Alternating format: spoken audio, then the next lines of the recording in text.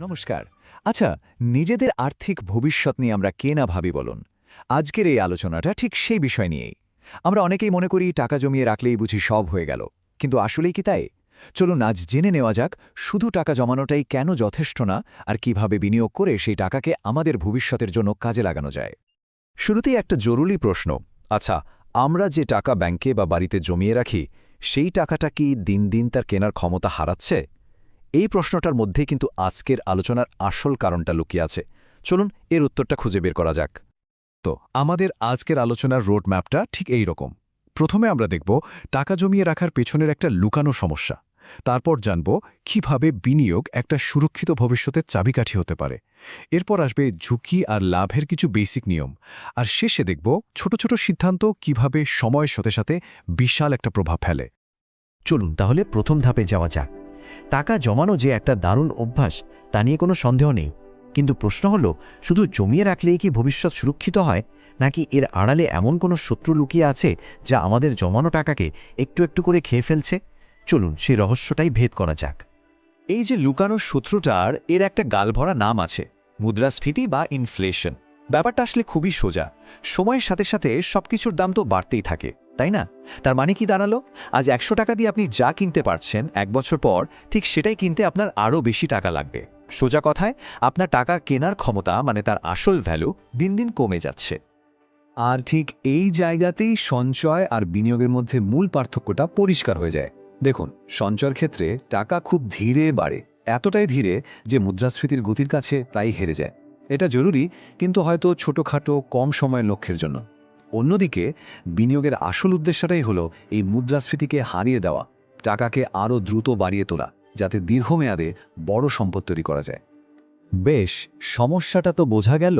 এবার আসা যাক আসল কথায়, মানে সমাধানের দিকে। কিভাবে আমরা আমাদের টাকাকে শুধু আলমারিতে বসিয়ে না রেখে তাকে দিয়ে কাজ করাতে পারি? কিভাবে একটা সুরক্ষিত ভবিষ্যতের দিকে এক পা এগিয়ে যাওয়া যায়? সুতরাং মূল কথাটা হলো, বিনিয়োগ কিন্তু শুধু লাভ লোকসানের খেলা নয়। এটা হলো নিজের ভবিষ্যৎকে সুরক্ষিত করার একটা দারুণ উপায়। নিজের স্বপ্ন, নিজের লক্ষ্য আর আর্থিক স্বাধীনতার দিকে এটা একটা খুব জরুরি পদক্ষেপ। আর এটাই বিনিয়োগের সবচেয়ে বড় লক্ষ্যটাকে একদম পরিষ্কার করে দেয়। উদ্দেশ্য একটাই, মুদ্রাস্ফীতির কারণে টাকার মূল্য যে হারে কমছে, তার চেয়েও দ্রুত গতিতে নিজের সম্পদকে বাড়িয়ে তোলা। এতে সময়ের সাথে সাথে আমাদের আর্থিক শক্তি কমার বদলে আরও বাড়তে থাকে। চলুন এবার বিনিয়োগের জগতের সবচেয়ে মৌলিক নিয়মটা একটু বুঝে নিই। যারা নতুন করে বিনিয়োগের কথা ভাবছেন, তাদের জন্য এই সম্পর্কটা বোঝা কিন্তু খুবই জরুরি। এটা হলো বিনিয়োগ জগতের একেবারে প্রথম এবং প্রধান সূত্র। ঝুঁকি বা রিস্ক আর রিটার্ন বা লাভ, এই দুটো জিনিস সবসময় একসাথে চলে। এদের সম্পর্কটা অনেকটা এক আত্মা দুই শরীরের মতো। সম্পর্কটা খুবই সরল। যেখানে ঝুঁকি কম, সেখানে লাভের সম্ভাবনাও সাধারণত কম হয়। আর যেখানে বেশি লাভের আশা করা হয়, সেখানে ঝুঁকির পরিমাণটাও কিন্তু বেশি থাকে। এই দুটোকে আলাদা করে ভাবার কোনো উপায় নেই। এখান থেকে একটা খুব গুরুত্বপূর্ণ বিষয় বোঝা যায়। বিনিয়োগের জগতে কিন্তু সবার জন্য সেরা বলে কিচ্ছু হয় না। কোনটা আপনার জন্য সঠিক সেটা পুরোপুরি নির্ভর করে আপনি কতটা ঝুঁকি নিতে স্বাচ্ছন্দ্য তার ওপর। আসল লক্ষ্য হলো ঝুঁকি আর প্রত্যাশার মধ্যে নিজের জন্য সঠিক ব্যালেন্সটা খুঁজে বের করা। এবার আমরা এমন একটা বিষয় নিয়ে কথা বলবো যেটা ম্যাজিকের মতো কাজ করে। আমরা দেখব রিটার্নের হারে সামান্য একটু পরিবর্তনও সময়ের সাথে সাথে কত বিশাল একটা পার্থক্য তৈরি করে দিতে পারে। এই কথাটা কিন্তু ভীষণ সত্যি। আমরা দীর্ঘমেয়াদে যে পরিমাণ অর্থ জমানোর লক্ষ্য রাখি, সেটা রিটার্নের হারের উপর খুব বেশি নির্ভর করে। মাত্র ১ বা ২% এদিক ওদিকও কিন্তু চূড়ান্ত ফলাফলে আকাশ পাতাল তফাৎ করে দিতে পারে। চলুন একটা উদাহরণ দিয়ে ব্যাপারটা একদম জলের মতো পরিষ্কার করে ফেলি। ধরুন দুই বন্ধু, দুজনেই ঠিক করলো ২৫ বছর ধরে প্রতি মাসে ৪,০০০ টাকা করে বিনিয়োগ করবে। বেশ ভালো কথা। প্রথম বন্ধু এমন জায়গায় টাকাটা রাখলো যেখানে বছরে ১০% রিটার্ন আসছে। আর দ্বিতীয় বন্ধু, সে হয়তো একটু বেশি খোঁজখবর নিয়ে এমন একটা জায়গায় রাখলো যেখানে রিটার্ন আসছে ১২%। এখন দেখুন, পার্থক্যটা কিন্তু মাত্র ২%। কিন্তু ২৫ বছর পর কি হবে জানেন? প্রথম বন্ধুর অ্যাকাউন্টে জমবে প্রায় ৫৪ লক্ষ টাকা, কিন্তু দ্বিতীয় বন্ধুর, তার অ্যাকাউন্টে জমবে প্রায় ৭৫ লক্ষ টাকা। এই যে স্ক্রিনের সংখ্যাটা দেখছেন, ২,৬,৮৭,০৬৩ টাকা, এটা হলো ওই বাড়তি প্রায় ২১ লক্ষ টাকার মতো একটা অ্যামাউন্ট।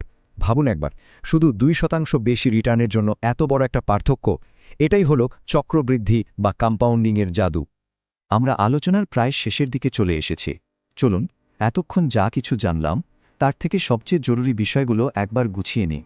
যারা নতুন বিনিয়োগকারী তাদের এই কথাগুলো সবসময় মনে রাখা উচিত। তাহলে মূল কথাগুলো কি দাঁড়ালো? ১. ঝুঁকি আর রিটার্ন হাতে হাত রেখে চলে। ২. মুদ্রাস্ফীতির হাত থেকে বাঁচতে বিনিয়োগ করাটা খুবই জরুরি। ৩. রিটার্নের সামান্য পার্থক্য লম্বা সময়ে বিশাল প্রভাব ফেলে। ৪. সবসময় নিজের ঝুঁকি নেওয়ার ক্ষমতা অনুযায়ী বিনিয়োগ করা উচিত। আর ৫. দীর্ঘমেয়াদের সম্পদ বাড়ানোর জন্য ইকুইটি একটা ভালো বিকল্প হতে পারে। সবশেষে একটা কথা মনে রাখবেন, বিনিয়োগের আসল শুরু কিন্তু হুট করে কোনো শেয়ার বা ফান্ড কেনা দিয়ে হয় না। আসল শুরুটা হয় এই মৌলিক ধারণাগুলো ভালোভাবে বোঝার মাধ্যমে। জ্ঞানই হলো আমাদের প্রথম এবং সবচেয়ে গুরুত্বপূর্ণ বিনিয়োগ। আজকের আলোচনাটা এই প্রশ্নটা দিয়েই শেষ করা যাক। আমাদের জমানো টাকা কি শুধু অলস বসে থাকবে, নাকি ভবিষ্যতের স্বপ্নগুলো পূরণ করার জন্য সক্রিয়ভাবে কাজ করবে? সিদ্ধান্তটা কিন্তু সম্পূর্ণ আমাদের নিজেদের। সব মিলিয়ে আমার আসল লক্ষ্য হল আপনাদের প্রত্যেককে আর্থিকভাবে এতটাই শক্তিশালী করে তোলা যাতে সবাই নিজের টাকার নিয়ন্ত্রণ নিজের হাতে নিতে পারে এবং আরও ভালো আর্থিক সিদ্ধান্ত নিতে পারে। তাহলে শেষ প্রশ্নটা হলো, নিজের আর্থিক আত্মবিশ্বাস তৈরির পথে প্রথম পদক্ষেপটা কবে নেওয়া যায়? উত্তরটা খুব সহজ, আজ, এই মুহূর্ত থেকেই। শেখা শুরু করাটাই হলো প্রথম ধাপ। আর এই পুরো যাত্রায় আমি আপনার সঙ্গে আছি। চলুন স্মার্ট ইনভেস্টিংয়ের পথে একসঙ্গে এগিয়ে যাই। চ্যানেলটি সাবস্ক্রাইব করুন আর আসুন আমরা শুধু শিখব না, একসঙ্গে গ্রো করব।